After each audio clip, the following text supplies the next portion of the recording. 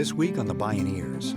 What did we do? With a coalition of people, we passed the Healthy Soils Initiative, which is funding for carbon farming in the state of California.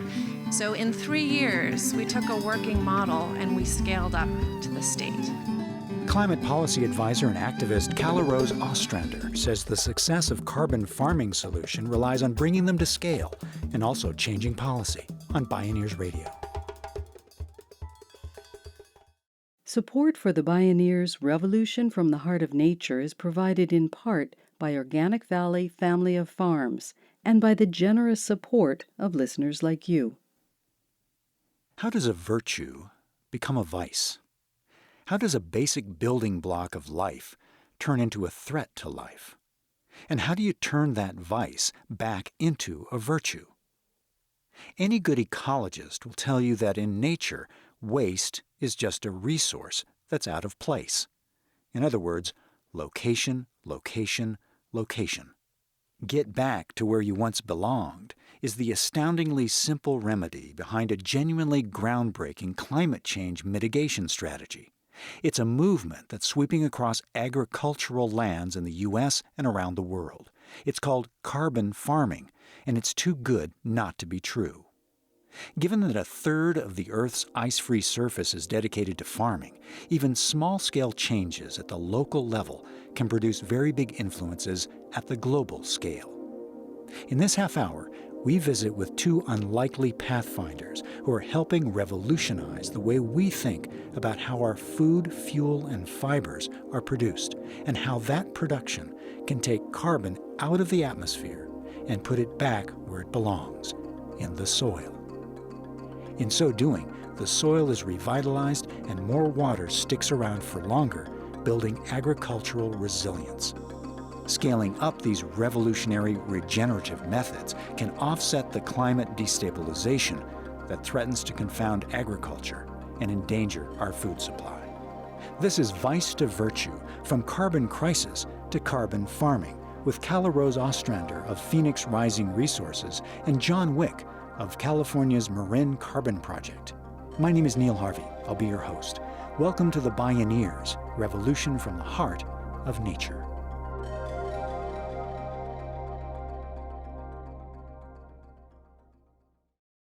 I love concrete. I worked for a couple of decades in this area, doing projects. In the early 90s, I went to school to become a project manager. And I had this dream of working on very large projects, and in particular, the Three Gorges Dam in China. I thought that would be a very spectacular achievement for a career. If you'd told John Wick that instead of concrete, he'd end up working with compost and cows to solve the greatest challenge to human civilization, he probably would have laughed out loud. Then again, as John Lennon said, life is what happens while you're making other plans. John Wick spoke at a Bioneers conference. My wife became very successful. She created a bestseller children's book, Goodnight Gorilla, and then won the Caldecott Award. And then, as a family decision, we chose to put my energy and my enthusiasm into her career. Now, I have a large personal space, and that requires a bigger studio than we had, so we bought a barn. And this barn that we bought was on a ranch 20 minutes west of here in Nicasio, and we went about our work creating children's books with no regard to the ranch surrounding this barn. It's 540 acres of a coastal prairie system. And our approach to managing this landscape was to leave it alone. It was our assumption that nature would heal itself and we could create wilderness by basically just watching. But that didn't happen. And soon, over a few years, the system went into chaos. We had encroachment of weeds from places other than here. The coyote brush took over the landscape. We had sudden oak death. And so, being who I am, I looked to technology and equipment and started to try and manage this system as a construction guy. And everything I did made it worse. And so it was spinning out of control, and it was then that we actually sought professional help. John Wick and his author wife, Peggy Rathman, knew they were lost and needed some directions. They found their way to Dr. Jeffrey Kreck an experienced agricultural and rangeland ecologist. He advocated that they bring grazing animals back onto the landscape in a manner that's based on mimicking nature's own cycles. Dr. Kreck told them what the land needed was the very cows that they'd removed. Why? Because before Europeans brought cattle to North America, vast herds of buffalo and elk co-evolved with grasslands and actually created those grasslands by disturbing and fertilizing the landscape. Managing the cows differently, one more resource out of place, would create the conditions that would recreate the perennial grasses. Together they developed a new plan, because life had another plan, a very old one. Now, Jeff suggested that we learn what this system was, and that was a big education for me.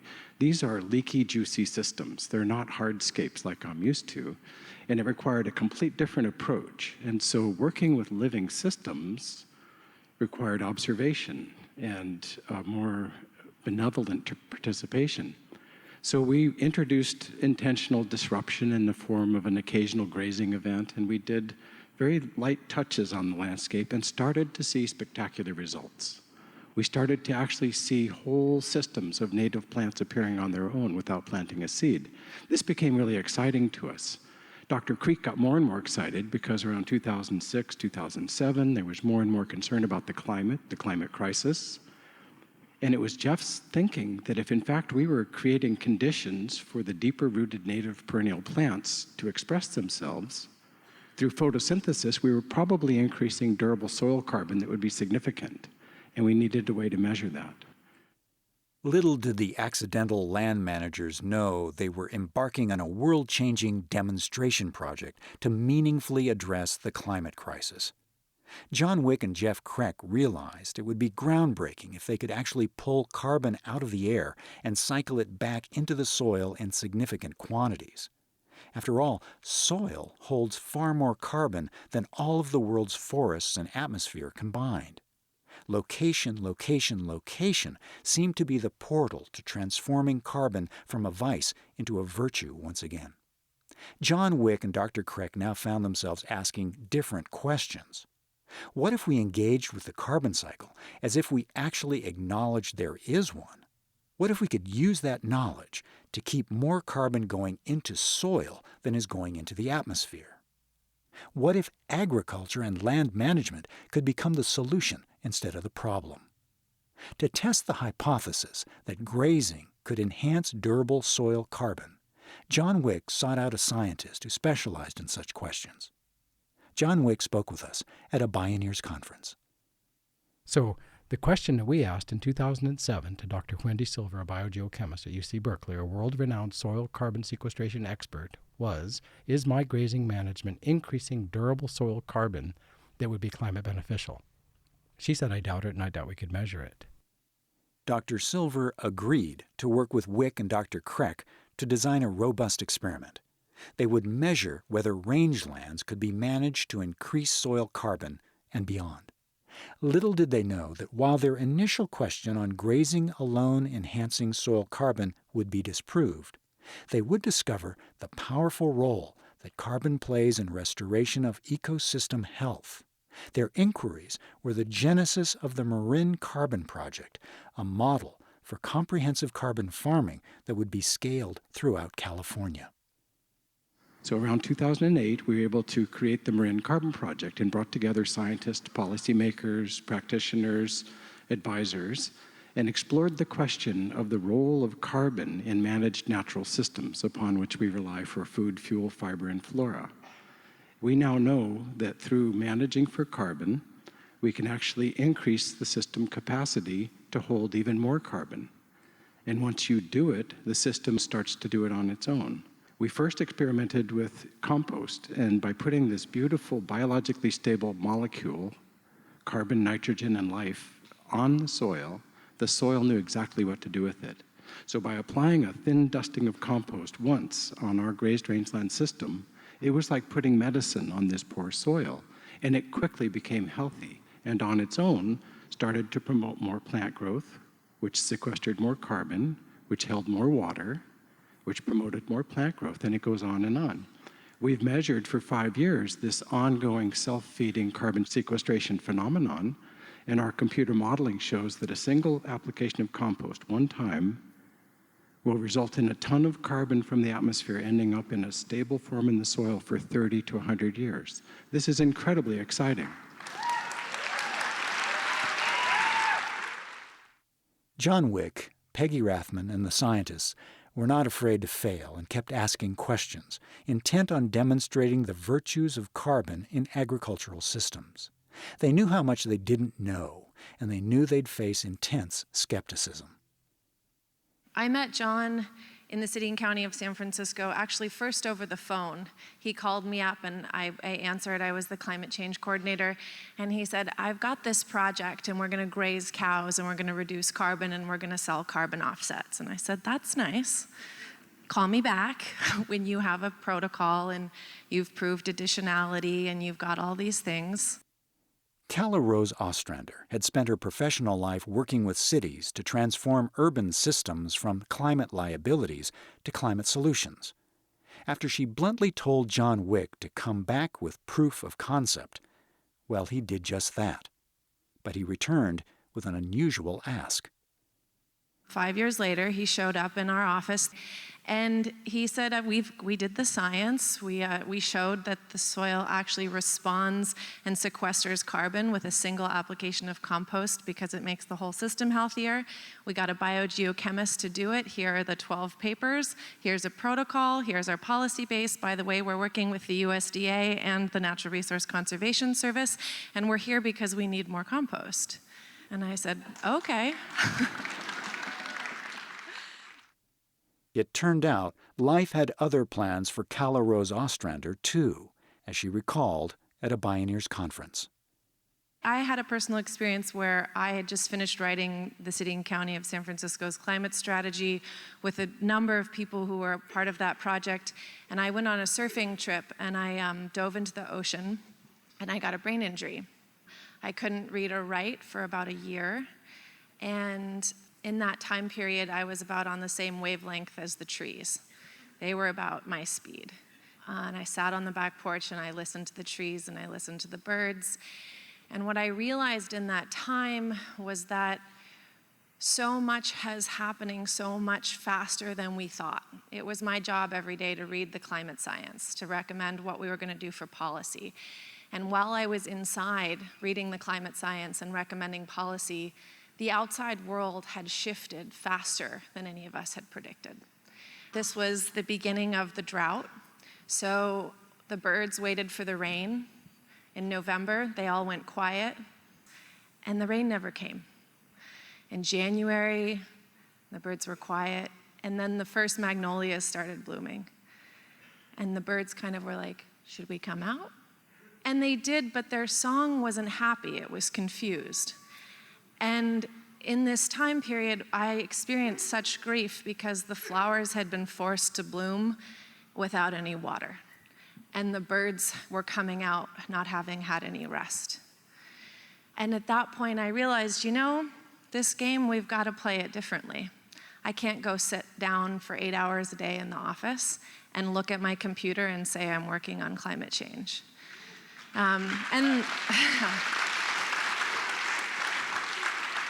That's not to say that we don't often have to sit on our computers, because we do have to communicate with each other. But I was witnessing a culture that just got up and got on the BART and got in the car and went and sat, and got up and went back and sat and went to bed. And it was like, no, the world is changing now. And in that, we also have so much freedom. So what did I do with my freedom? I quit my job with my pension and my Social Security and all those really great things that you get when you work for the city and county of San Francisco, and I went to work with John in the Marin Carbon Project. Best decision I've ever made. Calla Rose Ostrander's life-changing injury led her to her new job, strategic advisor to individuals and organizations dedicated to stabilizing Earth's climate. She also embarked on a new and different personal path, an activism inspired in part by a slowed-down awareness of nature's flows and cycles. So what the Marin Carbon Project did, which was so phenomenal, is they created pieces that all fit together to form a working model. And instead of saying, we have a theory of change, and the theory of change looks like this, and now you have to account for carbon everywhere in the supply chain, thank you very much, Kyoto Protocol, and no thank you, because that's a point source pollutant, and carbon is not a pollutant. It's the fundamental building block of life on our planet, and it's an element, and it cycles. When we return, how John Wick and Calla Rose Ostrander are taking the Marin Carbon Project to scale by managing for life and supporting what works. This is Vice to Virtue, from carbon crisis to carbon farming. I'm Neil Harvey. You're listening to the Bioneers, Revolution from the Heart of Nature.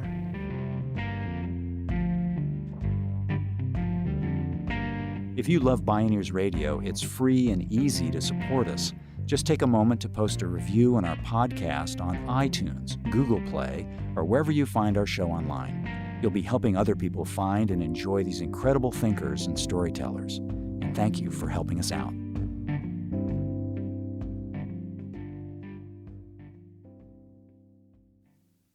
With the intent to look at climate change in a new way, around humans' place within the carbon cycle, Calla Rose Ostrander set about mobilizing her extensive experience and connections working with municipal governments and diverse stakeholders. She and Wick saw an existing pathway for how to move the Marin Carbon Project to scale. The project had begun working with U.S. Department of Agriculture resource conservation districts, a system of non-regulatory assistance for farmers created after the Dust Bowl, when badly managed lands turned to dust in the wind.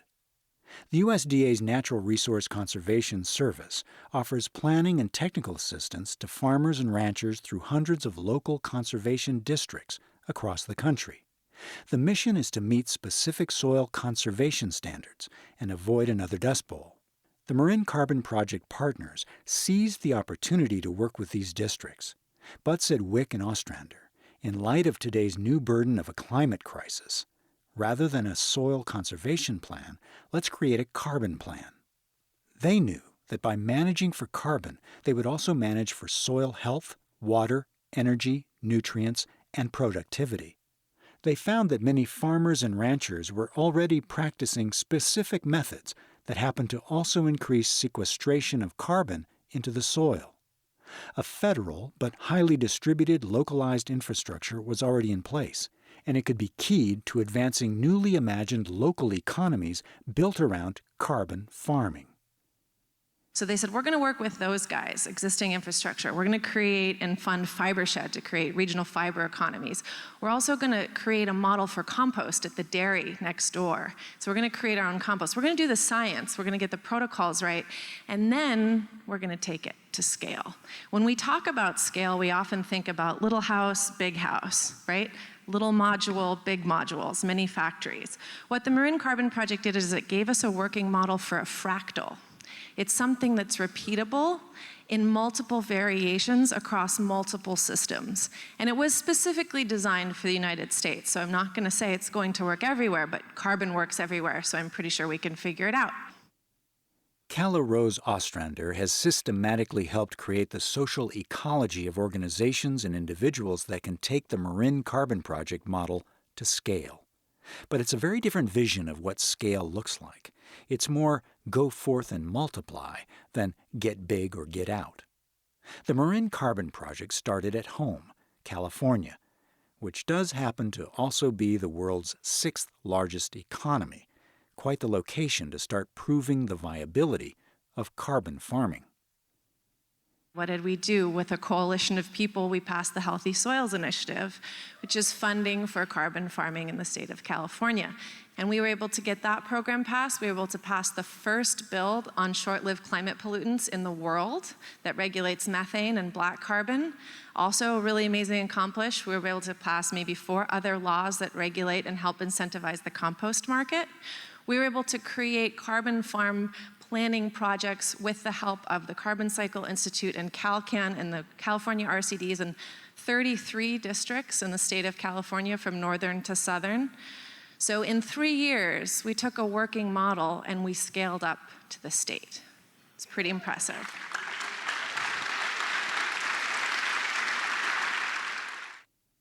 Now, California ranchers and farmers can go to their local resource conservation districts and to the state's Healthy Soils Initiative, where they can apply for financial and technical help with their carbon farming plan. But for John Wick and Calla Rose Ostrander, the California model holds a deeper design for a much larger social transformation. You might call it global local. I have a question for you. What's your question? So during the Kyoto Protocol, when we didn't sign up for it as a nation, what was the response from the U.S. Council of Mayors? Oh, right. So John really loves cities, and so do I. So you all know that when the U.S. didn't ratify Kyoto, the mayors stepped up and said, we're going to do this ourselves. And that's really where this action is at. Renewable energy, that's coming at the city level. You want composting, that's coming at the city or county level. So it really is these structures of power that we need to identify that we can utilize to create the change that we want to see in the world. And people will often ask, well, how do we create this huge problem? And it's this huge problem. And what I learned by watching the Marin Carbon Project is they found out what worked, and then they kept supporting what worked. So oftentimes in our jobs or in our lives, we fight what's bad and we spend a lot of energy fighting what's bad.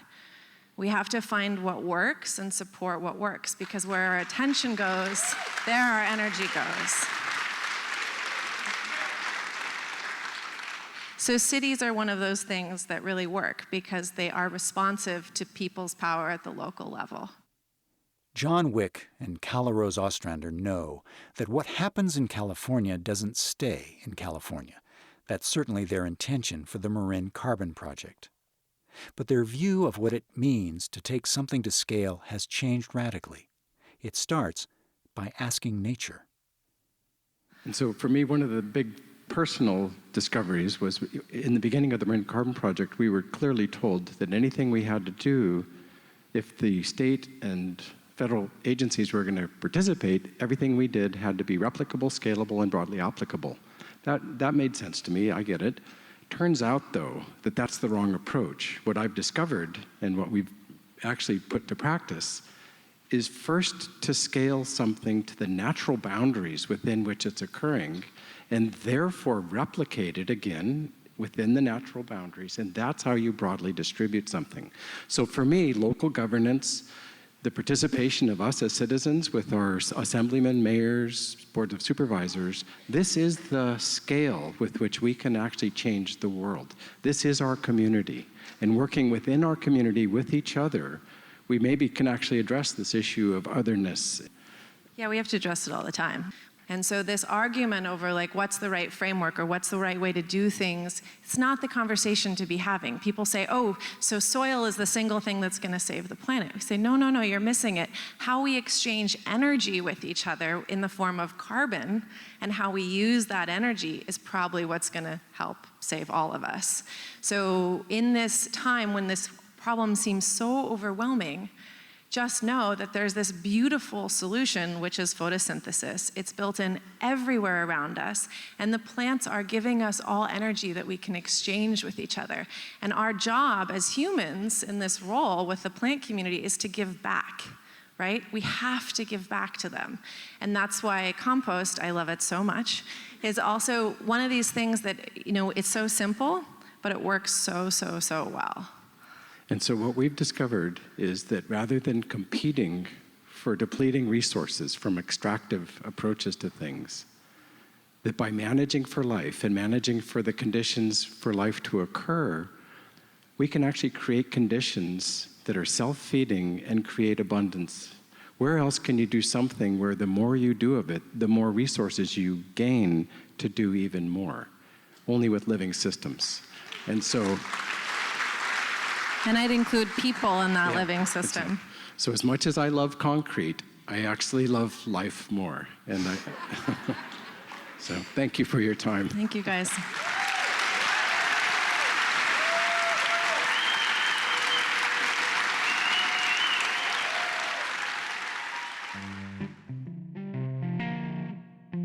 As visionary innovators such as John Wick and Calla Rose Ostrander are showing, By managing for life, we can actually create conditions that are regenerative and give rise to abundance. Carbon farming is demonstrating that by working with nature's cycles, millions of small acts around the world can have a very big influence on the seemingly overwhelming climate crisis. And yes, it's not staying in California. Initiatives and legislation are in place or underway from Hawaii and Massachusetts to New York, Maryland, Colorado, Arizona, Montana, and France, where it's now in play to become national policy. Locations, locations, locations. Calla Rose Ostrander and John Wick. Vice to Virtue, from carbon crisis to carbon farming.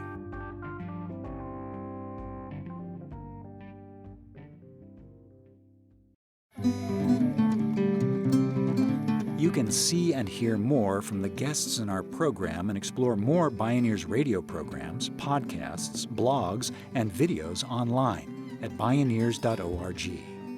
For information on attending the National Bioneers Conference and Bioneers events in your area, please visit bioneers.org or call 1-877-BIONEER. The Bioneers, Revolution from the Heart of Nature is a production of Bioneers and Collective Heritage Institute. Executive producer, Kenny Ausubel. Written by Kenny Ausubel and Teo Grossman. Senior producer and station relations, Stephanie Welch. Host and consulting producer, Neil Harvey. Producer, Teo Grossman. Program engineer and music supervisor, Emily Harris. Our theme music is co-written by the Baka Forest people of Cameroon and Baka Beyond from the album East to West. All royalties from Baka compositions and performances go to the Baka Forest people through the charity Global Music Exchange. Find out more at globalmusicexchange.org. Additional music was made available by Blue Dot Sessions at www.sessions.blue and by Emotional Response Records at emotional-responserecords.org. The opinions expressed on the Bioneers Revolution from the Heart of Nature are those of the presenters and are not necessarily those of Bioneers and Collective Heritage Institute, the underwriters, or this radio station. My name is Neil Harvey. Thank you for listening. This is program number 1017. This program was made possible in part by Organic Valley's pasture-raised organic dairy products, bringing the good from our family farmers to your table at organicvalley.coop, and by the generous support of listeners like you.